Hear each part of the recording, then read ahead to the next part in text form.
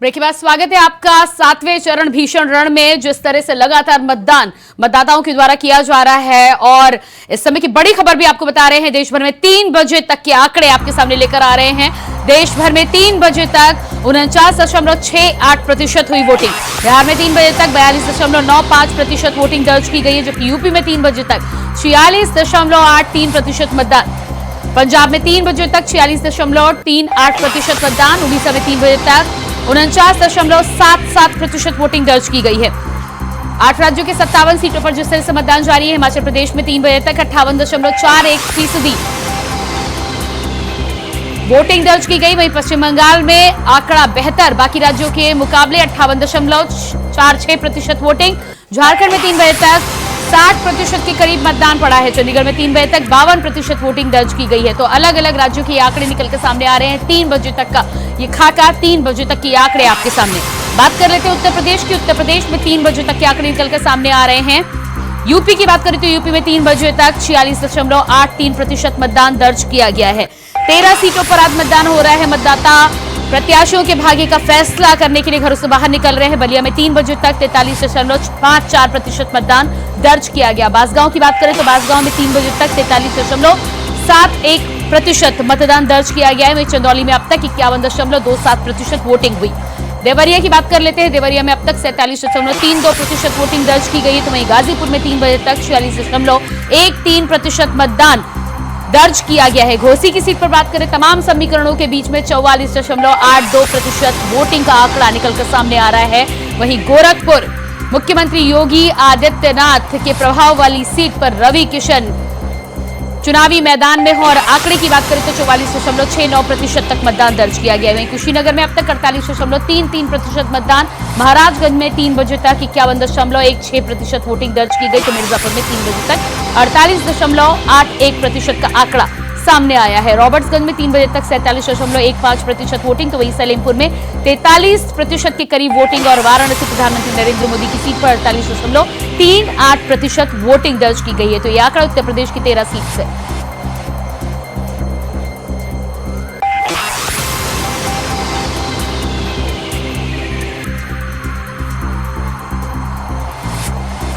तो उत्तर प्रदेश के अलग अलग सीटों से मत प्रतिशत 3 बजे तक ये आंकड़ा आप अपनी टेलीविजन स्क्रीन पर देख पा रहे हैं। अलग अलग जगहों पर मत प्रतिशत की बात करें तो 48 से लेकर 50% तक की वोटिंग। 3 बजे तक का ये आंकड़ा आपके सामने। उत्तर प्रदेश की 13 सीट, 8 राज्यों की 57 सीट, पंजाब की 13 सीटों का आंकड़ा।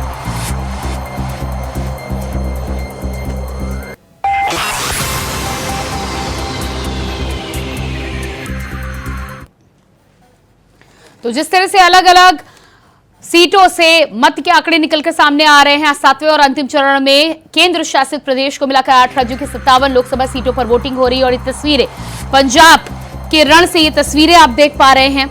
आखिरी चरण में भीषण रण देखने को मिल रहा है।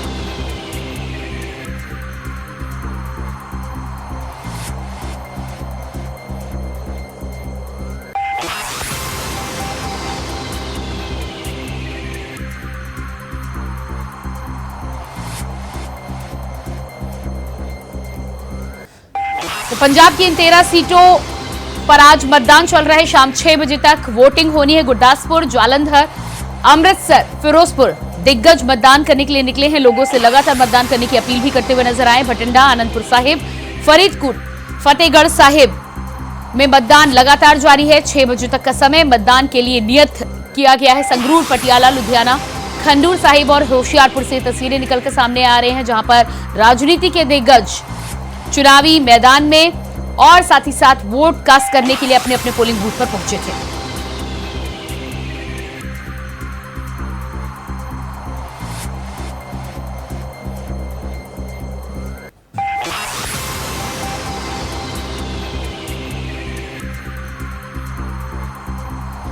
तो पंजाब के बाद अब बात कर लेते हैं उत्तर प्रदेश की 13 सीटों को लेकर। उत्तर प्रदेश में पूर्वांचल की 13 सीटें बेहद अहम और 13 तस्वीरें आप अपने टेलीविजन स्क्रीन पर देख पा रहे हैं। इन सभी जगह पर उत्तर प्रदेश में मतदान इस समय चल रहा है। 6 बजे तक मतदान का समय है। वाराणसी में कांग्रेस के प्रत्याशी अजय राय अपना वोट कास्ट कर बाहर आते हुए। गोरखपुर में मुख्यमंत्री योगी आदित्यनाथ ने अपना वोट कास्ट किया है। वहीं मिर्जापुर से तस्वीरें आप देख पा रहे हैं, लंबी कतारें आज वोटिंग करने के लिए और मिर्जापुर के तमाम लोगों का कहना है कि रिकॉर्ड मतदान करके वो कहीं ना कहीं मिर्जापुर में मत प्रतिशत को आगे बढ़ाना चाहते हैं। घोसी की तस्वीर आप देख पा रहे हैं, घोसी में मतदान करने के लिए लोग आगे बढ़े। महाराजगंज, गाजीपुर, देवरिया, बांसगांव, भीषण गर्मी के बावजूद भी लोग बाहर निकले हैं और अपने मताधिकार का प्रयोग करते हुए नजर आए हैं इन तमाम जगहों पर। सलेमपुर, बलिया, चंदौली, रॉबर्ट्सगंज और कुशीनगर, इन सीटों पर भी मतदान लगातार जारी है और 3 बजे तक के आंकड़े जो आपके सामने हमने पेश किए, 3 बजे तक के आंकड़े करीब 49% तक का मतदान अभी तक हुआ है। देखना ही होगा कि शाम 6 बजे तक ये आंकड़ा कहां तक पहुंचता है। वोटर टर्नआउट के मुताबिक 49.68% तक वोटिंग। सबसे ज्यादा वोटिंग की बात की जाए तो हिमाचल प्रदेश में 58.41% वोटिंग, तो सबसे कम वोटिंग बिहार में दर्ज की गई है। उड़ीसा विधानसभा के लिए 49.77% वोटिंग हुई है।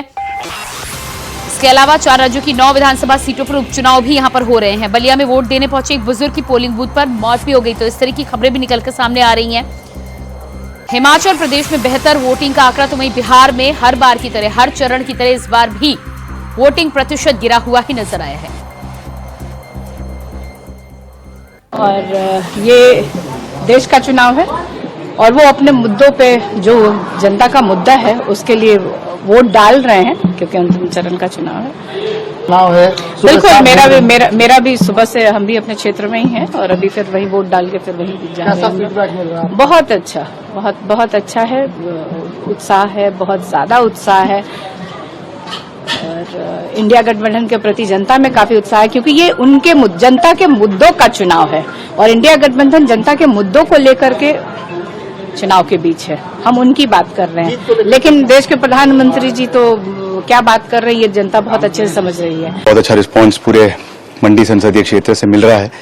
चुनावों में भी मिला है, पूरे जो हमारी चुनावी प्रक्रिया थी, और आज भी हमें पूरा विश्वास है कि वो वोटों में तब्दील होगा, विकास की जीत होगी। विक्रमादित्य सिंह की नहीं, मगर मंडी संसदीय क्षेत्र के 14 लाख लोगों की जीत होगी और मिलकर हम विकास कार्यों को आगे लेकर जाएंगे। मैं देख रहा हूं कि मतदान करने के लिए बहुत बड़ा उत्साह है लोगों में। सुबह ही 7 बजे के उस शुरुआती दौर में ही रुझान देखने को मिला। मैंने हर जगह, काफी जगह मेरी बातचीत हुई है, सुबह ही लाइनें लग गई थी और शायद ये भी कारण रहा होगा कि गर्मी का मौसम है और गर्मी के मौसम में सुबह का समय अच्छा रहेगा और इस कारण से भी ज्यादा रश देखने को मिला है हर जगह मतदान केंद्र पे।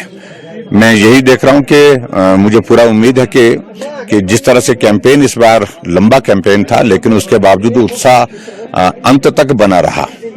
मतदान प्रत्येक नागरिक का एक महत्वपूर्ण जिम्मेदारी है, दायित्व है, कर्तव्य है और अधिकार भी है।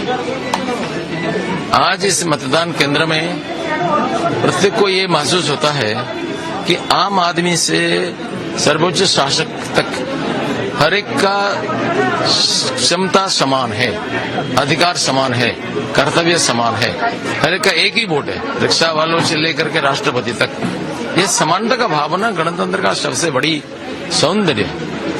गणतंत्र में, लोकतंत्र में एक रिक्शा वाला भी राष्ट्रपति बन सकता है और चाय बेचने वाला भी प्रधानमंत्री बन सकता है, जो कि राजतंत्र एक छत्रवादी शासन में नहीं हो सकता है। नहीं, देखिए 7वां चरण है और हर चरण की जो आहट, जो कि एक बड़ा आकार ले चुकी है, तो मैं यकीनी तौर पे कहूं पूरे देश में भी और खास करके बिहार में तो ये चल रहा है। 24 के 24 वचन, नौकरी मतलब तेजस्वी, 1 लाख रुपए प्रति वर्ष।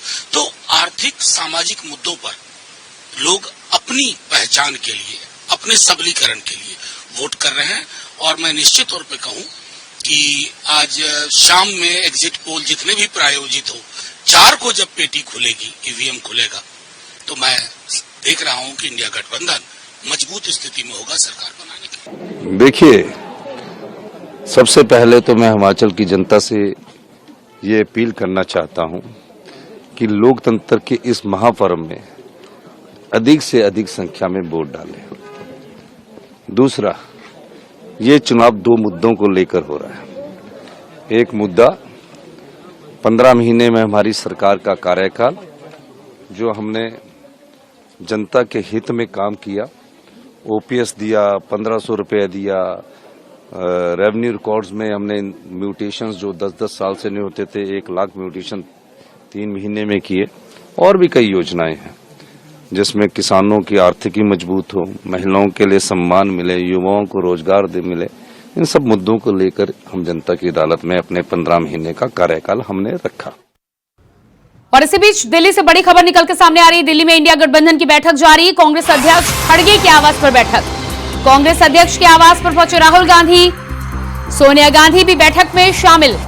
इस वक्त की अहम जानकारी, एक तरफ लोकसभा चुनाव के आखिरी चरण का चुनाव अपने अंतिम पड़ाव पर है, तो वहीं दूसरी तरफ इंडिया गठबंधन की बैठक भी शुरू हो चुकी है। इंडिया गठबंधन के कई नेता बैठक में होंगे शामिल। इंडिया गठबंधन के कई नेता बैठक में शामिल, सोनिया गांधी भी बैठक में शामिल। मल्लिकार्जुन खड़गे के आवास पर पहुंचे राहुल गांधी। दिल्ली से इस वक्त की अहम जानकारी, तस्वीर आप देख पा रहे हैं। दिल्ली से इस वक्त की बड़ी खबर, इंडिया गठबंधन की बैठक जारी। दिल्ली में इंडिया गठबंधन की बैठक जारी, तस्वीर आप देख पा रहे हैं। झारखंड से कल्पना सोरेन, संजय सिंह, तमाम दिग्गज इंडिया गठबंधन के कांग्रेस अध्यक्ष के आवास पर मंथन करने के लिए, बैठक करने के लिए सोनिया गांधी बैठक में शामिल। राहुल गांधी मल्लिकार्जुन खड़गे के आवास पर पहुंचे। फारूक अब्दुल्ला, इंडिया गठबंधन के तमाम घटक दल, प्रियंका गांधी, कल्पना सोरेन, संजय सिंह, राघव चड्ढा, भगवंत मान, ये तस्वीरें आप देख पा रहे हैं। चंपई सोरेन, तेजस्वी यादव, तो ये तमाम लोग, शरद पवार, इंडिया गठबंधन की बैठक में शामिल होने के लिए कांग्रेस के राष्ट्रीय अध्यक्ष मल्लिकार्जुन खड़गे के आवास पर पहुंच चुके हैं। मंथन इंडिया गठबंधन का आखिरी चरण के चुनाव की समाप्ति से पहले इंडिया गठबंधन में मंथन की शुरुआत हो चुकी है। देखना यह होगा कि इस मंथन से क्या कुछ निकलकर सामने आता है, कौन सी रणनीति पर आज इस बैठक में चर्चा की जाएगी। और इसी खबर पर हमारे साथ दिल्ली से संवाददाता अजीत कुमार जुड़ चुके हैं। जी अजीत, जिस तरह से इंडिया गठबंधन की बैठक जारी है, शुरुआत हो चुकी है, तमाम दिग्गज मल्लिकार्जुन खड़गे के आवास पर जुट चुके हैं, क्या लग रहा है आपको? मंथन की बात की जा रही है, किस तरह का यह मंथन, किस रणनीति पर विचार विमर्श?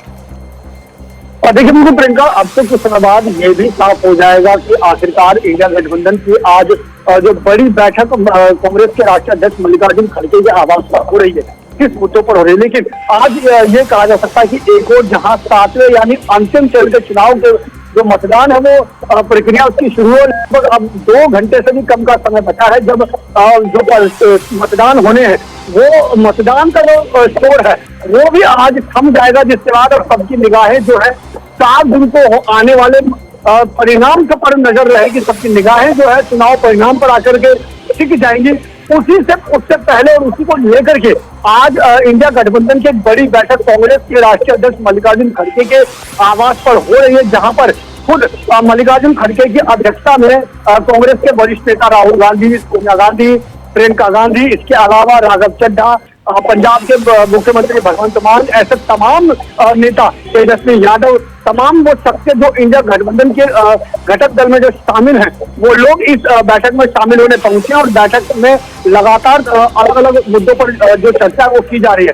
लेकिन विषय क्या खास रहने वाला है, हालांकि कहीं ना कहीं जो परिणाम जो सामने आने हैं उसी को लेकर के पूरा का पूरा जो आज की जो बैठक है वो मानी जा रही है। लेकिन अब कहा जा सकता है कि कुछ समय बाद जब बैठक के बाद जब इसको लेकर के मीडिया के सामने जब नेता आएंगे, इसको लेकर के जब प्रेस कॉन्फ्रेंस होगी, तो निश्चित तौर पर पूरी तरीके से वो भी खुलासा हो जाएगा कि आखिरकार किन किन मुद्दों पर चर्चा की गई है। लेकिन अगर हम बात करें तो मुख्य मुद्दा यही माना जा रहा है कि अगर इंडिया गठबंधन जीतती है तो आगे की जो रणनीति है, रोड मैप है, वो किस तरीके से तैयार करना है। इसके अलावा आज मतदान के बाद किस तरीके से जो बार बार जो आरोप लगाए जाते हैं ईवीएम को लेकर के, तो वहां पर किस तरीके से इंडिया गठबंधन जो पहरेदारी है वो करेगी, इन सब चीजों को लेकर के कहीं ना कहीं बैठक महत्वपूर्ण मानी जा रही है। जी बिल्कुल, तो एक तरफ मंथन और बैठक को लेकर एजेंडा क्या कुछ होगा इस बारे में जानकारी पता चलेगी, लेकिन मंथन की बात हो रही है। 4 जून को जिस तरह से मतगणना होनी है, मतगणना को लेकर भी अलग अलग जगहों पर प्रशिक्षण की बात सामने आ रही है। लेकिन उसी बीच केंद्रीय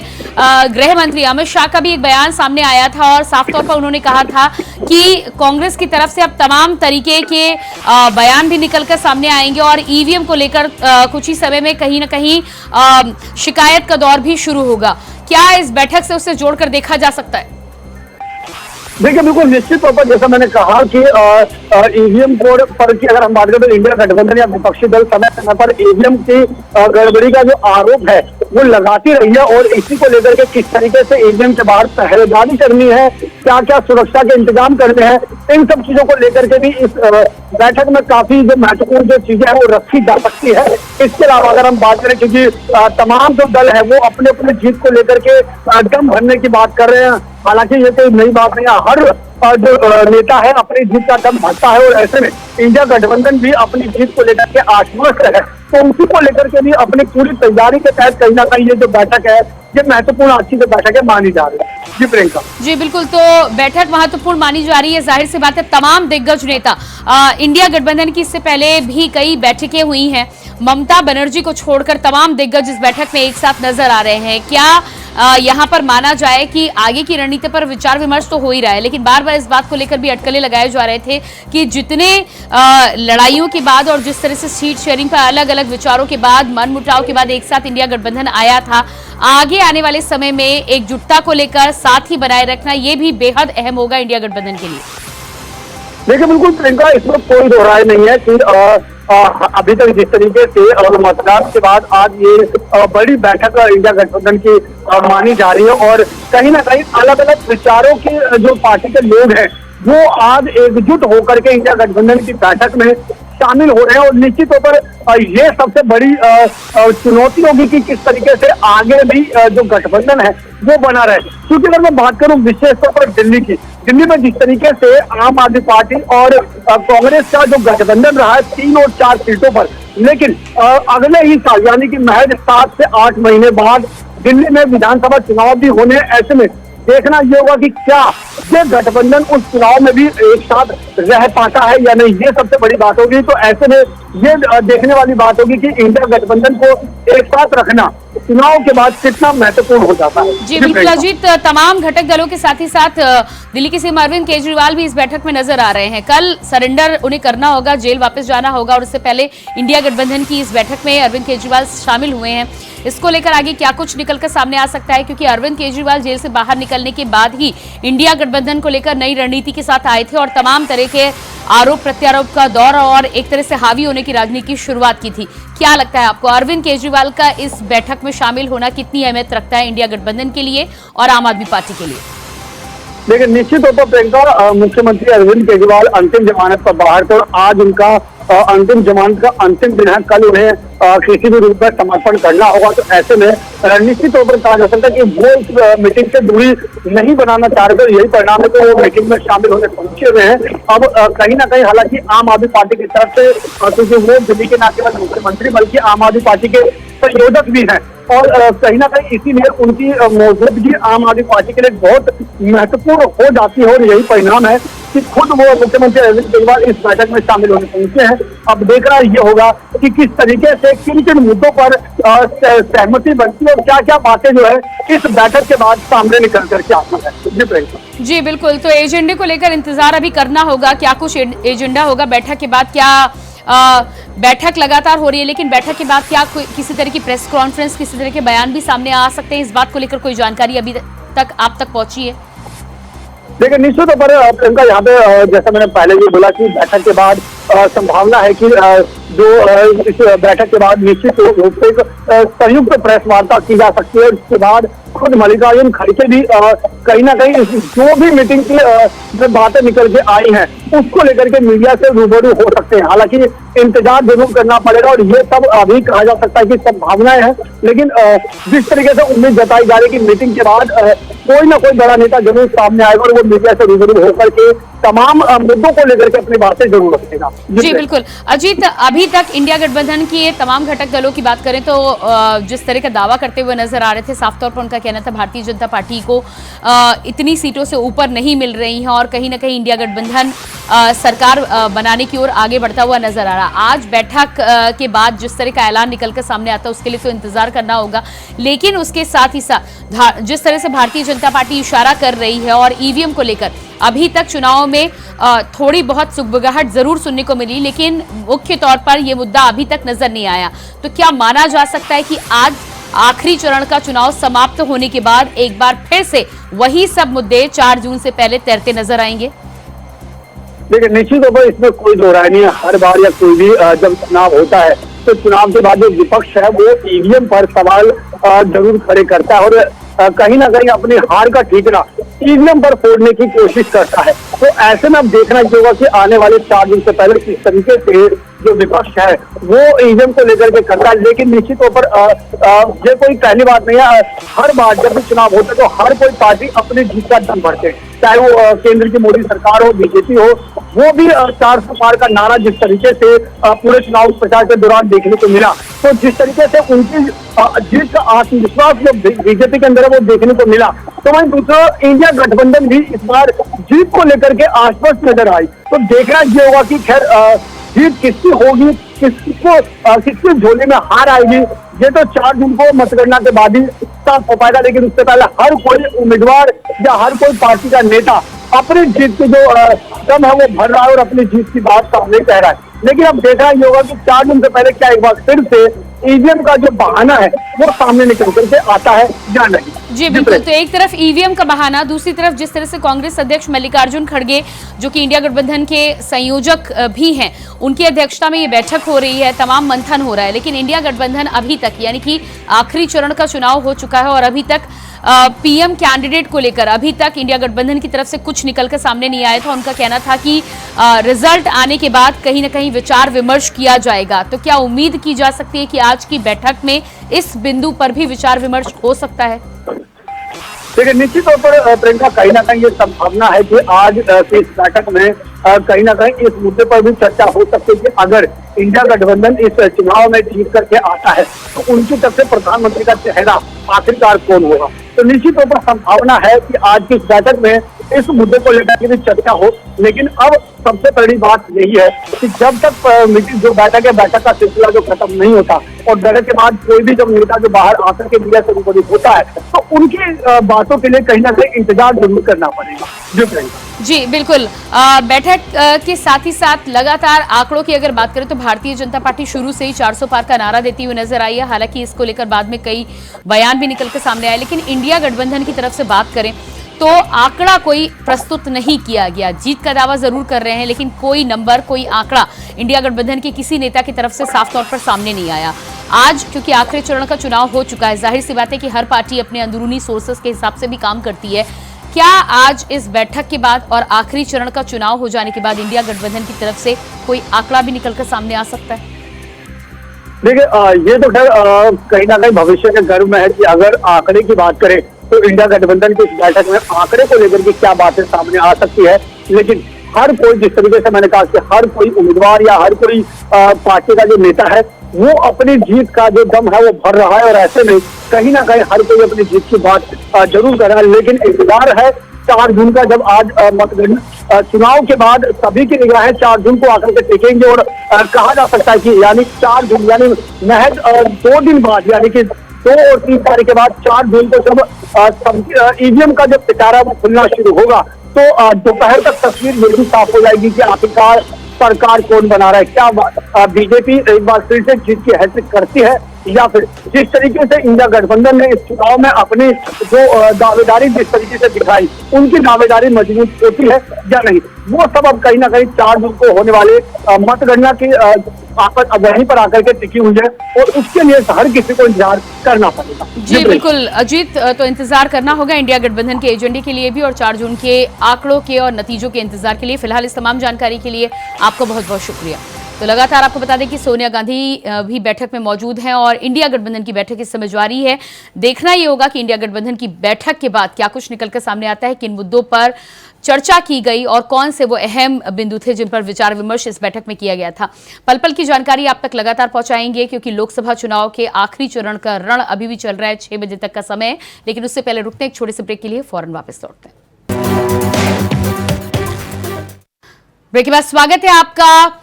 आखिरी चरण रणभीषण में लगातार जिस तरह से मतदान हो रहा है, 8 राज्यों के 57 सीटों पर वोटिंग चल रही है। देश भर में 3 बजे तक का आंकड़ा आपके सामने, आपकी टेलीविजन स्क्रीन पर 49.68% वोटिंग 3 बजे तक देश में दर्ज की गई है। बिहार की बात करें तो 3 बजे तक 42% के करीब वोटिंग हुई है, जो कि यूपी में 3 बजे तक 46.83% मतदान दर्ज किया गया है। पंजाब में 3 बजे तक करीब 46% मतदान हुआ है।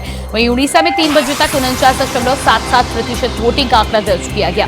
हिमाचल प्रदेश में आंकड़े बाकी राज्यों के मुकाबले बेहतर नजर आ रहे हैं। 58.41% मतदान दर्ज किया गया है। तो वहीं पश्चिम बंगाल में भी 58.46% वोटिंग हर बार की तरह राज्यों के मुकाबले बेहतर वोटिंग पश्चिम बंगाल में दर्ज की गई है। झारखंड में 3 बजे तक आंकड़ा इन सबसे बेहतर 60% के करीब मतदान दर्ज किया गया है। वहीं चंडीगढ़ में 3 बजे तक 52.61% वोटिंग दर्ज की गई है।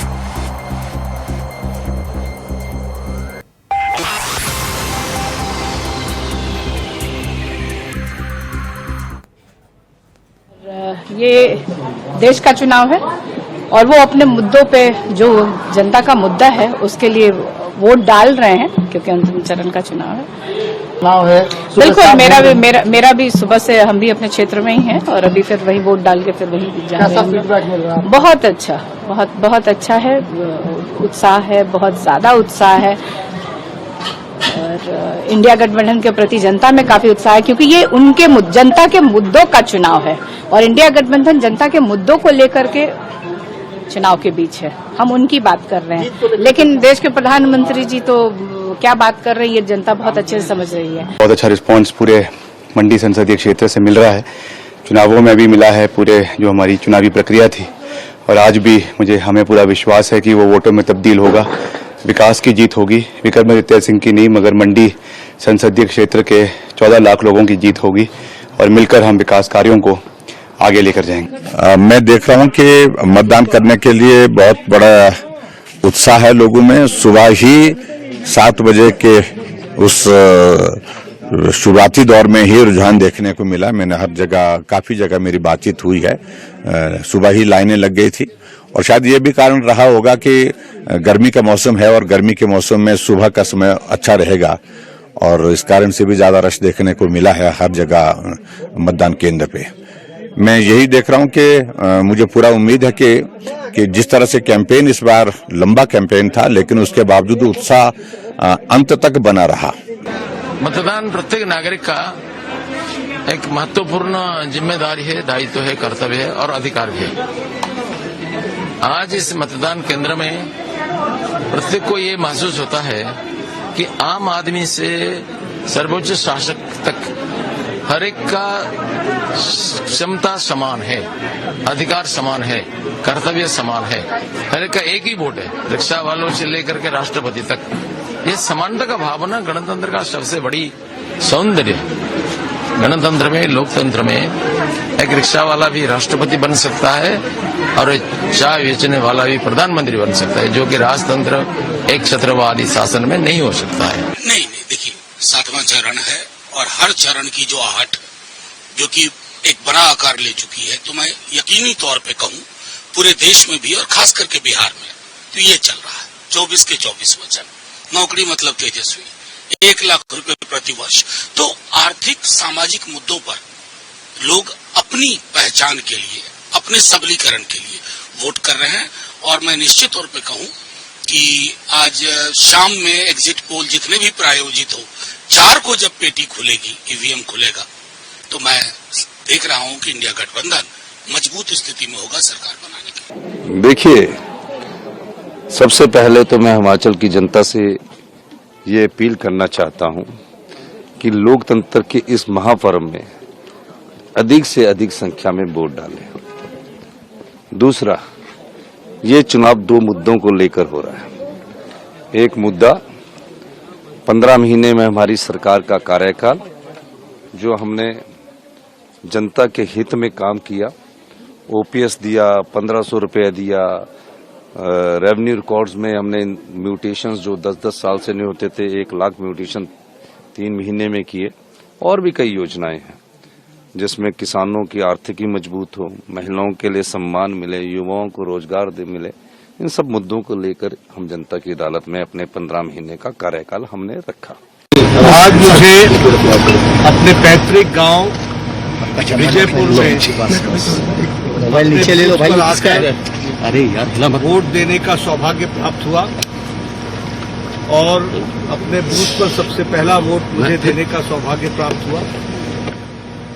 मैं सबसे अपील करता हूं कि सशक्त भारत के लिए, सक्षम भारत के लिए, सामर्थ्यवान भारत के लिए और आत्मनिर्भर भारत के लिए सभी मतदाता ज्यादा से ज्यादा मतों के साथ अपना मतदान का प्रयोग करें और सभी मतदाता भारी संख्या में आकर अपने मतदान का प्रयोग करके प्रजातंत्र को भी मजबूत बनाएं और भारत को समर्थ भारत, सक्षम भारत, आत्मनिर्भर भारत और विकसित भारत इस संकल्प को पूरा करने में अपना योगदान करें। आज दुनिया के सबसे बड़े लोकतंत्र यानी कि भारत देश का महापर्व है। आज आम चुनावों यानी कि लोकसभा 2024 चुनाव का आखिरी वोटिंग फेज है। आज भारतवासियों द्वारा दिया गया एक एक वोट ये तय करेगा कि इस देश की दिशा और दशा क्या होगी। लोगों के लिए बने स्कूल, अस्पताल, स्कूली शिक्षा, दवाई, इलाज कैसा होगा और हमारे देश का लोकतंत्र कितना मजबूत होगा, ये आज वोट की ताकत से देश की जनता तय करेगी। ये वोट देने का अधिकार बहुत लंबे संघर्ष के बाद हम सब भारतवासियों को दिया गया।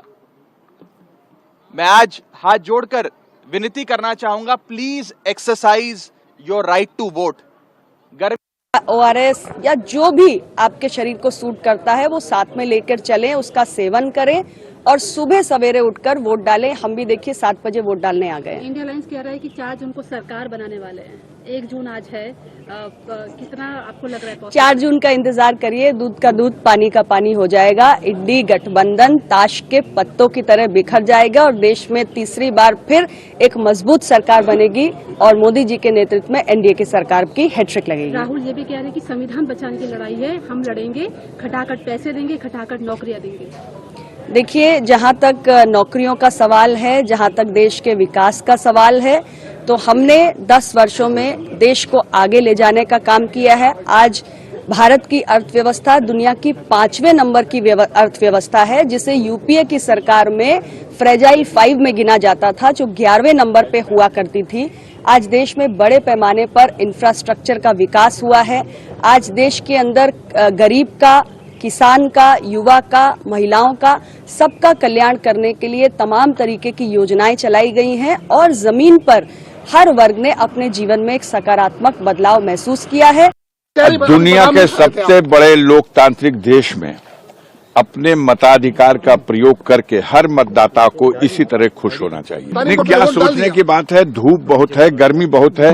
ऊपर वाले से प्रार्थना कर रहा था कि आप कुछ ऐसा इंतजाम करिए कि मौसम थोड़ा ठंडा हो जाए। राजनीतिक मौसम के ऊपर क्या मौसम? राजनीति तो दिल्ली में 4 तारीख का इंतजार करिए, इंडिया गठबंधन की सरकार आ रही है। अच्छा सर, एक चीज कि हम जो 7वें चरण के मतदाता से बचे हुए हैं, हम उन मतदाताओं से कहूंगा कि घर से निकल करके और बूथ पर जाकर के अपने मताधिकार का प्रयोग करें, अपने भविष्य के लिए, अपने बच्चों के भविष्य के लिए। जो देश में माननीय नरेंद्र मोदी जी काम कर रहे हैं, आप अपने बिजली के बिल आपको न देना पड़े, इसके लिए आप मतदान जाके करिए और आप अपने बेहतरी के लिए, शिक्षा के लिए, स्वास्थ्य के लिए, रोजगार के लिए, नौकरी के लिए, आप इसके लिए जो पावर बाबा साहब ने दिया है उसका निकल करके बूथ पर जाके मतदान करें। सब तो दुनिया की वड्डी डेमोक्रेटिक एक्सरसाइज हो रही है ते लोकी अपना एक्सरसाइज, अपना राइट एक्सरसाइज करते हैं। अज ते तुहानू रिजल्ट देखो, मीडिया तो ज्यादा कौन जानता है, लेकिन अल्टीमेटली ये लोकी डिसाइड करते हैं। मैं सारे भारत के वोटर्स नू अपील करता हाँ कि अज शाम तक आप मैक्सिमम नंबर्स ना वोट करिए और खास तौर पर अमृतसर नू और ਅੰਮ੍ਰਿਤਸਰ ਦੀ ਵੋਟ ਐਤਕਾਂ ਅੰਮ੍ਰਿਤਸਰ ਦੀ ਪ੍ਰਗਤੀ ਡਿਵੈਲਪਮੈਂਟ ਲਈ ਹੋਵੇ। ਤੁਸੀਂ ਸਭ ਜਾਣਦੇ ਹੋ ਕਿ ਅੰਮ੍ਰਿਤਸਰ ਦੀ ਸਿਚੁਏਸ਼ਨ ਕੀ ਹੈ। ਮੈਂ ਉਹਦੇ ਤੇ ਵਰਣਨ ਹੁਣ ਅੱਜ ਨਹੀਂ ਕਰਨਾ ਚਾਹੁੰਦਾ ਕਿਉਂਕਿ ਕਾਫੀ ਵਾਰੀ ਕੀਤਾ ਆ। ਲੇਕਿਨ ਮੈਨੂੰ ਕੌਨਫੀਡੈਂਸ ਹੈ ਤੇ ਤੁਸੀਂ ਵੀ ਫੀਲ ਕਰ ਰਹੇ ਹੋਗੇ ਕਿ ਐਤਕਾਂ ਅੰਮ੍ਰਿਤਸਰ 'ਚ ਡਿਵੈਲਪਮੈਂਟ ਦੀ ਹਨੇਰੀ ਆ ਰਹੀ ਹੈ। बहुत अच्छा। हाँ, विकसित भारत के लिए वोट किया है, राम राज्य को बरकरार रखने के लिए वोट किया है, भारत को विश्व गुरु और विकसित भारत और विराट भारत देखने के लिए वोट किया है। ये भारत कभी झुकेगा नहीं, उसके लिए वोट किया है। देखिए, सबसे पहले तो मैं समस्त देशवासियों को मैं बहुत बहुत धन्यवाद देता हूं। आज 7वें चरण का मतदान है। समस्त मतदाताओं को मैं धन्यवाद देता हूं कि ये लोकतंत्र का सबसे बड़ा महापर्व है। जिस प्रकार से हिंदू धर्म की नवरात्रि और दीपावली सबसे बड़ा महापर्व होता है, उस प्रकार से इस पूरे देश की 140 करोड़ की आबादी का सबसे बड़ा महापर्व है। और अभी मैं मतदान किया, इतनी मन में प्रसन्नता हुई कि मेरा वोट देश के लिए, देश की उन्नति, देश की प्रगति और देश के अंदर रहने वाली वो आम जनमानस, वो जनता, चाहे किसी भी वर्ग, किसी भी धर्म का हो, ये मेरा एक वोट इस देश की प्रगति के लिए है, अपने घोसी लोकसभा की तरक्की के लिए है। और हमने इस घोसी लोकसभा की तरक्की के लिए, इस घोसी लोकसभा के अंतर्गत आने वाले समस्त नौजवानों के लिए, महिलाओं के लिए, बच्चियों के लिए, छोटे छोटे बच्चों के लिए, वरिष्ठ जनों के लिए, समस्त समाज, समस्त वर्ग, समस्त धर्मों के लिए मेरा एक वोट सबके तरक्की के, सबके विकास के लिए। जनता से क्या अपील करते हैं? जनता से अपील करेंगे, झूम करके मतदान करिए। मोदी जी की सरकार है, मतदान करने में किसी को कोई असुविधा नहीं होगी। पूरी स्वतंत्रता के साथ, पूरे खुश मिजाजी अंदाज में आप मतदान करिए। मतदान करना नितांत आवश्यक है। आपके एक वोट से लोकतंत्र मजबूत होगा। लोकतंत्र जब मजबूत होगा तो आपके एक वोट से ही एक मजबूत सरकार को भी स्थापित करने का अवसर प्राप्त होगा। और विगत 10 साल के कार्यों की समीक्षा करते हुए पुनः एक बार मोदी जी को प्रधानमंत्री बनाने के लिए आप जरूर मतदान करें। इनका भी लीजिए। मैंने अपना वोट दे दिया है और सभी देशवासियों से और ख़ास तौर से मेरे मिर्ज़ापुर संसदीय क्षेत्र की जनता से मेरी करबद्ध प्रार्थना है, आपका वोट आपकी आवाज़ है। आज का दिन इस लोकतंत्र के महापर्व में बेहद महत्वपूर्ण है। ये वोट आप देश के लिए और अपने ज़िले की तरक्की के लिए देने जा रहे हैं। इसलिए सभी से निवेदन है, घरों से निकलें, पहले मतदान फिर जलपान, अपना अपना वोट दें। परिवर्तन की लहर है, परिवर्तन की लहर है। आज लास्ट चरण का चुनाव हो रहा है। निश्चित रूप से बदलाव होगा और इंडिया गठबंधन की सरकार बनेगी। मेन काम है कि विकास न होना, विकास न होने का कारण कि नहीं बन। जानते हैं आज जो चुनाव हो रहा है, सत्ता पक्ष के लोग घबरा गए हैं, जान रहे हैं कि मैं हार रहा हूँ वो सब, तो उस पीरियड में अपना सत्ता का धौंस जमाते हुए लोगों को प्रताड़ित कर रहे हैं, हरेसमेंट कर रहे हैं कि ये लोग डर जाएं, वोट ना पड़ पाए। इसलिए अपना हर एक सरकारी तंत्र का प्रयोग करके होपलेस करने का काम। देखो, मेरा लेडीज़ ਨੂੰ ਇਹੀ ਅਪੀਲ ਹੈ ਕਿ ਸਭ ਤੋਂ ਜ਼ਿਆਦਾ ਵੋਟ ਆਪਾਂ ਪਾ ਕੇ ਦਿਖਾਈਏ। ਪਹਿਲਾਂ ਯੂਜੂਅਲੀ ਸੁਣਨ ਨੂੰ ਆਉਂਦਾ ਕਿ ਲੇਡੀਜ਼ ਦੀ ਪੋਲਿੰਗ ਘੱਟ ਹੋਈ ਹੈ, ਸੋ ਇਸ ਵਾਰ ਲੇਡੀਜ਼ ਗਰਮੀ ਨਾ ਮੰਨਣ ਤੇ ਵੱਧ ਤੋਂ ਵੱਧ ਪੋਲਿੰਗ ਆ ਕੇ ਕਰਨ ਤੇ ਆਪਾਂ ਵੀ ਇਤਿਹਾਸ ਬਦਲੀਏ, ਸਿਰਜੀਏ, ਆਪਾਂ ਪੂਰਾ ਯੋਗਦਾਨ ਪਾਈਏ ਇੱਕ ਨਵੀਂ ਸਰਕਾਰ ਨੂੰ, ਇੱਕ ਚੰਗੀ ਸਰਕਾਰ ਨੂੰ ਜਿਹੜਾ ਚੁਣੀਏ, ਜਿਹੜਾ ਆਪਣੇ ਲਈ ਕੰਮ ਕਰ ਸਕੇ। अच्छा जनतंत्र की बात है। जनतंत्र में मतदान बहुत बड़ा पर्व होता है और अपना अधिकार का प्रयोग करना सबको चाहिए। हम लोग भी बताते हैं कि भाई मतदान जरूर करना चाहिए। उस सिलसिले में हम अपने सब परिवार के साथ, अपने पत्नी, अपने पुत्रवधू, अपने परपौत्र और फिर अपने पुत्र, सब लोगों के साथ आकर के हम लोग मतदान के में भाग लिया। हम मतदान करके अभी निकले हैं और हम समझते हैं शांतिपूर्वक मतदान चल रहा है और आशा है कि शांतिपूर्वक 5 बजे तक हम लोग मतदान का कार्य संपन्न करवाएंगे। सब लोग अपने अपने घर से निकल के आवे और आलस न दिखावे कि बड़ी गर्मी है।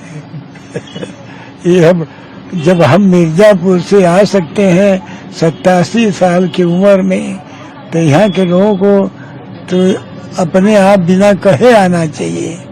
जितने लोगों का आज मत है, उन सभी लोगों को आगे बढ़ करके मतदान करना चाहिए। मत से देश आगे बढ़ता है, देश आगे बढ़ता है, विकास होता है। इस नाते विकास करने वाली सरकार आए, इसके लिए सभी लोगों को मतदान करना चाहिए ताकि वह सरकार फिर भारत के नाम को जो है पूरे विश्व में बढ़ा। अब धूप और गर्मी है तो जो उसके लिए तो कुछ इस नाते नहीं कहा जा सकता है कि सूर्य किस तरह से जो है दिन रात चल रहा है, हमको भी चल कर करके जो सूर्य की तरह से विकास अपना करना चाहिए, वो भी कर्तव्य कर रहा है, अभी करो। देखिए, लोकतंत्र का महापर्व है और भारत निर्माण के लिए हम लोग वोट कर रहे हैं, विकसित भारत के लिए वोट कर रहे हैं, समृद्ध भारत के लिए वोट कर रहे हैं।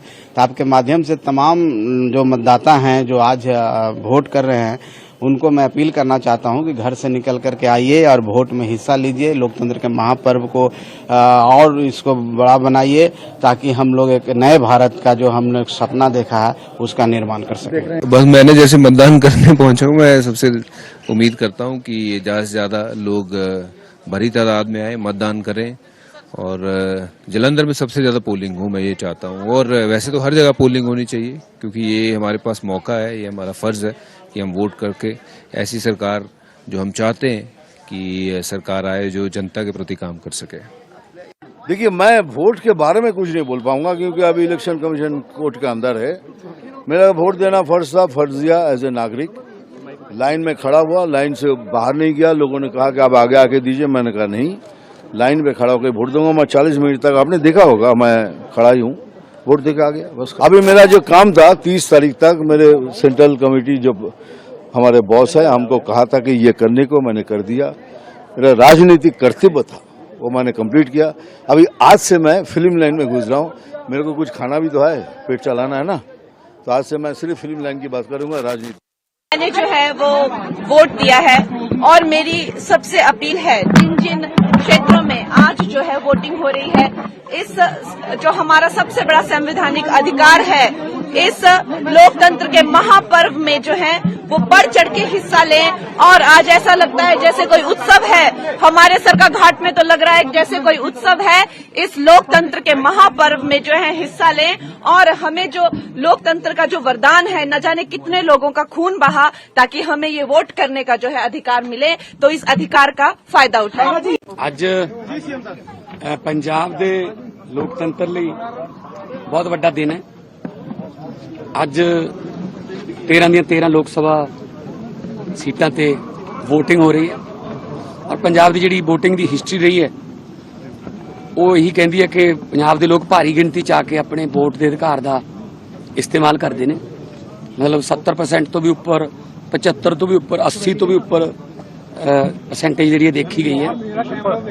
सो पंजाब के लोग अवेयर लोग ने, चेतन लोग ने। ये जड़ा वोटर कार्ड है ये सानू शहीदा ने अपना खून दियां कुर्बानियां दे के लैके दिता, सो इनू इस्तेमाल जरूर करना चाहिए। अगर आप पोलिंग बूथ पर देखेंगे तो भारी उत्साह है।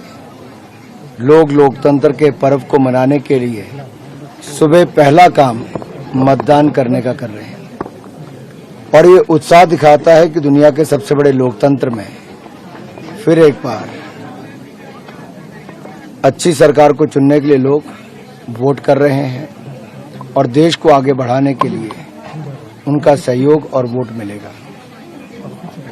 और आशा करता हूं 7वें चरण में, 7 चरणों की सबसे ज्यादा वोटिंग 7वें चरण में हो। ये वोट में तब्दील होना चाहिए। मैंने जो है वो वोट दिया है और मेरी सबसे अपील है जिन जिन क्षेत्रों में आज जो है वोटिंग हो रही है, इस जो हमारा सबसे बड़ा संवैधानिक अधिकार है, इस लोकतंत्र के महापर्व में जो है वो बढ़ चढ़ के हिस्सा लें।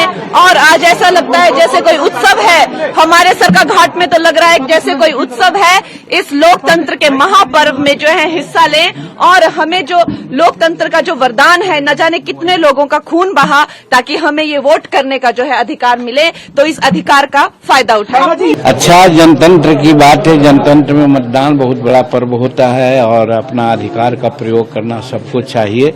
हम लोग भी बताते हैं कि भाई मतदान जरूर करना चाहिए। उस सिलसिले में हम अपने सब परिवार के साथ, अपने पत्नी, अपने पुत्रवधू, अपने परपौत्र और फिर अपने पुत्र, सब लोगों के साथ आकर के हम लोग मतदान की में भाग लिया। हम मतदान करके अभी निकले हैं और हम समझते हैं शांतिपूर्वक मतदान चल रहा है और आशा है कि शांतिपूर्वक 5 बजे तक हम लोग मतदान का कार्य